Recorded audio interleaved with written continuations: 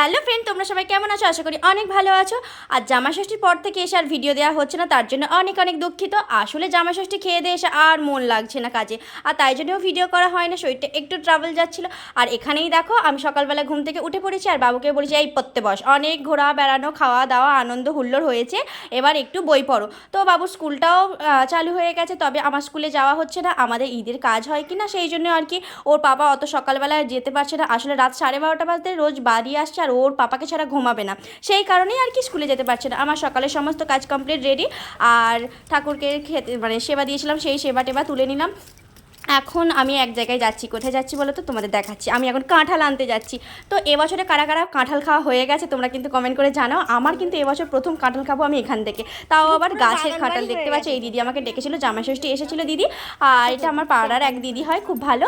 তো ইনি বলেছিল এই তুই এসে কাঁঠালগুলো নিয়ে যা। তো আমি এসে দেখি না কতগুলো কাঁঠাল, আমি কিছু ব্যাগ ট্যাগ নিয়ে যাইনি। তো আমি তার সঙ্গে 3টে কাঁঠাল নিয়ে এলাম। দিদি মানে আমাদের মা জেঠিমা আর আমরা খাবো বলে। এখন দেখো দুপুর 1:15 বাজে, আমি 1টা বাজতে এই গরমে কাঁঠাল আনতে গেছিলাম। তো বাবুকে বললাম তুমি এই গাড়িটা নিয়ে খেলো, এসে খুব গরম হচ্ছে, একটু রেস্ট নিচ্ছি। আর তবে হ্যাঁ, রান্নাবান্না করেছি সেটা দিতে ভুলে গেছি, তোমাদের দিয়ে দেখাচ্ছি। আজকে খুব একটা বেশি কিছু রান্নাবান্না করিনি, আর ভালোও লাগছে না যেন কিছু করতে, কি বোরিং লাগছে। বাপের বাড়ি ছিলাম, ভালো মন্দ খাচ্ছিলাম, ঘুরছিলাম, কোনো কাজকর্ম ছিল না, বেশ ভালো মজাই কাটছিল। মানে আমারই ছুটির দিন চলছিল না, বাপের বাড়ি থেকে এসে পড়েই নাও কাজে হাত দিয়ে দিতে হলো। তাই জন্য আজকের একটু নিজেকে একটু রূপচর্চা করে নিলাম। আজকের একটা মানে ঘরেতেই ফেস প্যাক বানিয়েছিলাম কিছু অ্যালোভেরা জেল টেল দিয়ে। আর তোমরা যদি এই ফেস প্যাকটা কীভাবে বানিয়েছি মানে জানতে চাও, আমাকে কমেন্ট বক্সে কমেন্ট করতে পারো। এটা আমি কিন্তু ঘরে ন্যাচারাল প্রোডাক্ট দিয়েই করেছি, আর দিয়ে করতে দেখো মুখটা কতটা গ্লো দিচ্ছে, কতটা ফ্রেশ হয়েছে। আমি তো মনে করি যে কোনো মানে ফেস ওয়াশের থেকেও এইসবগুলো কিন্তু একটা ফেসিয়াল বাড়িতে ফেস প্যাক মাখা খুব দরকার। আমরা হাউসওয়াইফরা বাড়িতে সারাক্ষণ কাজ করি, ঘরে লঙ্কা হলুদ যা আছে সব দিয়ে একটা ফেস প্যাক বানিয়ে নিলেই হয়, তাই না? তো যাই হোক, আমি একটা বানিয়ে নিয়েছিলাম, তবে দেখলাম মুখে অনেকটাই ভালো হয়েছে, ভালো রেজাল্ট পেয়েছি। এই গরমে তো ঘামাচি বাড়ি হয়ে যাচ্ছে, এত গরম বাবা সহ্য করা যাচ্ছে না। যাদের এসি তাদের ভালো, আমাদের এসি নেই, আমাদের খুব খারাপ। তো যাই হোক, অবস্থা খারাপ হলেও কিছু করার নেই। কর্তামশাই বললাম ঝোল খাবো না, কষা কষা ডিম কষা করো। এই যে আমার ডিম কষা রান্না বান্না হয়ে গেছে, সেটা তোমাদের সঙ্গে শেয়ার করতে ভুলে গেছিলাম।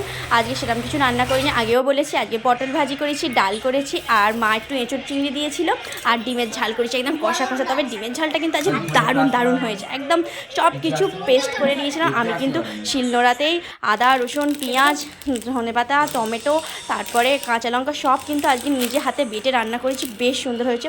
তো খাওয়া দাওয়া হয়ে গেল। কত বসে আইসক্রিম নিয়ে এসেছিলো 3জনের জন্য। এই মানে গরমে ঠান্ডা ঠান্ডা আইসক্রিম খেতে ভীষণ ভালো লাগে। তো আমাদের প্রায়ই আইসক্রিম আনছে, আর আইসক্রিমটা খেলে যেন গলাটা একটু ঠান্ডা হয়, তোমরা কি বলো, তাই না? তো আমি আমার বাবুকেও দিয়ে দিলাম। আমি ওই চকলেটটা খাই না, হোয়াইট চকলেট ছিল। আমি বেশি চকলেট খাওয়া যাবে না, আমি মোটা হয়ে যাচ্ছি কি না এই জন্য।